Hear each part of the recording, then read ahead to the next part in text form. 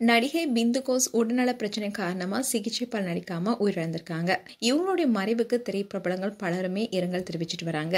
இந்த பிந்து கோஷ் யார் என்பது குறித்து தான் இந்த வீடியோல பார்க்க போறோம். பிந்து கோஷுடைய இயற்பெயர் என்னன்னா விமலா. இவங்க களத்தூர் கண்ணம்மா என்ற படத்தின் மூலமா தான் அறிமுகமானாங்க.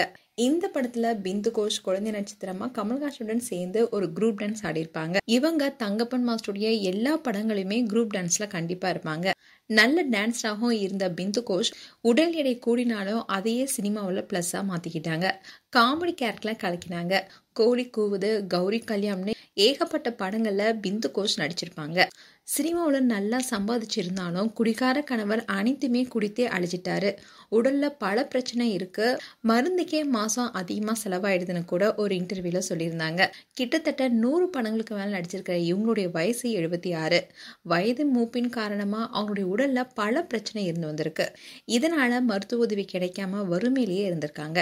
நடிகர் விஷால் பிந்து கோஷுடைய நிலையை அறிந்து மருத்துவ உதவிக்கு பணம் கொடுத்திருக்காரு. அப்படி இருந்தாலும் சிகிச்சைக்கு பணம் போதல. அண்ட் ரீசெண்டா கூட ஒரு யூடியூப் சேனலுக்கு பிந்து கோஷ் இன்டர்வியூ கொடுத்திருந்தாங்க. அதுல அவங்க என்ன சொல்லியிருந்தாங்கன்னா, தூங்காதே தம்பி தூங்காத பட ஷூட்டிங் அப்போ வயிறு பெருசா இருந்துச்சு, அதனால பிளாஸ்டிக் சர்ஜரி பண்ணேன். 13 கிலோ சதையை எடுத்தேன். அந்த சர்ஜரி தான் நான் செஞ்ச தவறே.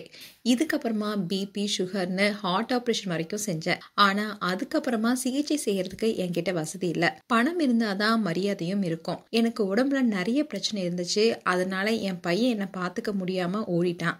எங்கேயோ ஒரு சில பசங்க மட்டும்தான் அப்பா அம்மாவை பாத்துக்கிறாங்கன்னு ஒரு அறக்கட்டளை தான் எனக்கு மருத்துவ உதவி செஞ்சுட்டு வராங்க.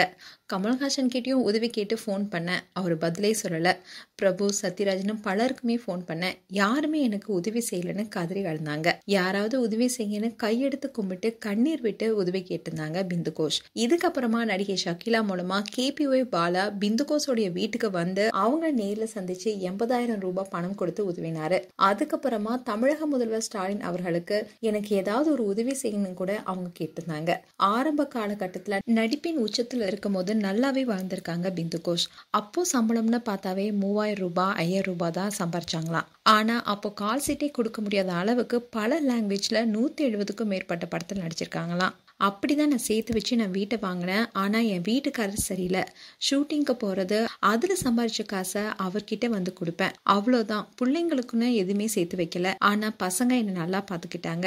எனக்கு ஒரு குறையும் வைக்கலன்னு 4 வருஷத்துக்கு முன்னாடி ஒரு இன்டர்வியூ கொடுத்திருந்தாங்க. சென்னை தசரதபுரத்துல பங்களா வீட்டை கூட விலைக்கு வாங்கியிருக்காங்க. அவங்க வீட்டுல வேலை செய்யறதுக்குன்னே 4 பேர் இருந்திருக்காங்க. 10 நாய்களை வளர்த்திருக்காங்க. இந்நிலைதான் கணவரும் குடிக்க அடிமையானதாகவும் இறுதியில சிகிச்சைக்காக வீடு பணம் எல்லாமே கரைந்து வீட்டு வாடகை கூட கொடுக்க முடியாத நிலையை எதிர்கொண்டிருக்காங்க பிந்து கோஷ். அண்ட் பிந்து கோஷ்க்கு சிகிச்சை பண்ண முடியாம அவருடைய மகனும் அவங்கள விட்டுட்டு போயிட்டாரு. இந்த சூழல தான் தனிமை கொடுமையை அனுபவிச்சிருக்காங்க பிந்து கோஷ். இந்த சூழல தான் சிகிச்சை பலனளிக்காம உயிரிழந்திருக்காங்க. இந்த சம்பவம் திரையுலக சோகத்துல ஆழ்த்திருக்கு. இவங்களுடைய மறைவுக்கு திரைப்பிரபலங்கள் பலருமே இரங்கல் தெரிவிச்சிட்டு வராங்க. மேலும் பிந்து கோஷ் குறித்து உங்களுடைய கருத்துக்களை கமெண்ட் செக்ஷன்ல சொல்லுங்க. இது போன்ற வீடியோஸை பார்க்க நியூஸ் தமிழ் கிளிட்ஸ் சேனலை சப்ஸ்கிரைப் பண்ணுங்க. மறக்காம நோட்டிபிகேஷன் பட்டனை கிளிக் பண்ணுங்க.